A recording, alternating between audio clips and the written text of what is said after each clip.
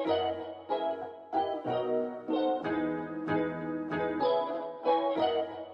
everyone, what is good? Welcome back to the channel. This is SilverHyena, and what we've got going for today's video is part 3 of my Pride series. This one, the OG Pride flag. Such a pretty flag it is. Easily recognizable, absolutely beautiful, brightly colored, and it stands for love and equality. So the Pride flag really is just as beautiful in meaning as it is in appearance. Now, I am aware that there is a newer and modern variant of the Pride flag, which I plan to do in another video. As with the last Pride flag videos, same rules apply, using only the colors of the Pride flag for this piece: red, orange, yellow, green, blue, and purple. But I wanted to try out using watercolors and colored pencils this time. Please remember to be kind, understanding, and empathetic. Kindness costs nothing. Love is love. Nobody should ever have to live in fear of being themselves. Ever. We all deserve equality and dignity. Isn't there enough hate and intolerance in this world? I just think it's such a shame that decades of progress seem to be eroding before our very eyes. Can we, not go through another, quote-unquote, historical moment again? I think my fellow millennials out there could agree with me. It's like, I'm done.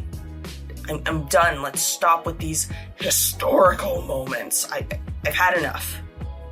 Well, change just starts with you. Okay, I'll step down off my soapbox. Now that I've made my statement, how did these watercolors and colored pencils play together?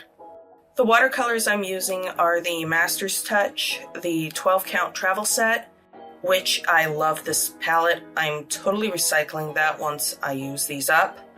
While these watercolors fall under the okay category in my book, they do leave a little bit of a chalky residue, which I'm not terribly fond of, but it's nothing like Artist's Loft, I'll say that.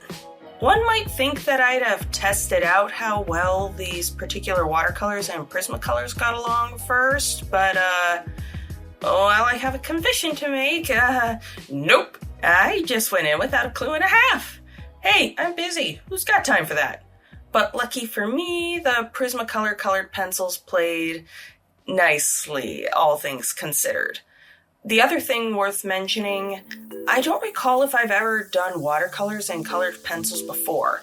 Now, I don't mean watercolor pencils, I'm talking a base layer of watercolors with colored pencils on top. Unlike the alcohol-based markers that I normally use as the base, things can get dicey if you try to jump in with the colored pencils too soon if you use watercolor. So, yeah, there is that. In other words, wait for the paint to dry completely before bringing in the colored pencils. However, I will say that I'm pleasantly surprised with how well these watercolors worked with the Prismacolors. Another thing that I decided to try out here, using complementary colors to enhance shading. Good thing for me, the Gay Pride flag comes with all the colors I need to do this. Anyways, what the heck do I mean by this? Well, it has to do with the color wheel and color theory, which I will fully admit aren't always things that I pay attention to. Truthfully, I'm more of an experimental, try random color combos out and just eyeball, oh yes, this is perfect. That's more my style. Here's a quick visual aid of a basic color wheel thrown together in one of my digital art programs. Do you see the positioning? Blue is across from orange, red is across from green, and purple is across from yellow. Well, the complementary colors are absolutely perfect for shading.